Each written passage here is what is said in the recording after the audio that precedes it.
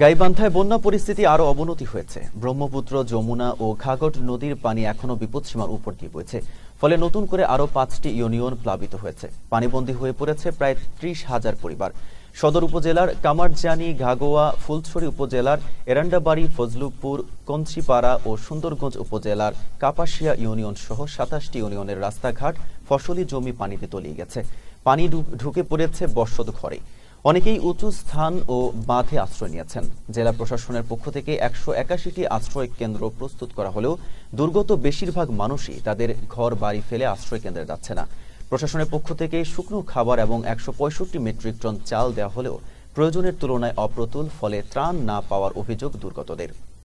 অনেক সমস্যা, ধরেন রান্না বান্না করতে বা হলে গরু ছাগল পানি খেলে তো পানি ভাঙ্গি, এক হাঁটু পানি ভাঙ্গি ফিরলে পানি আনবে যান আগে কলত। হ্যাঁ, বাচ্চা নিয়ে যেতে অনেক অসুবিধা হয়, যে ক্যাংড়ি থুয়ে যাবো বা ক্যাংড়ি নিয়ে যাবো।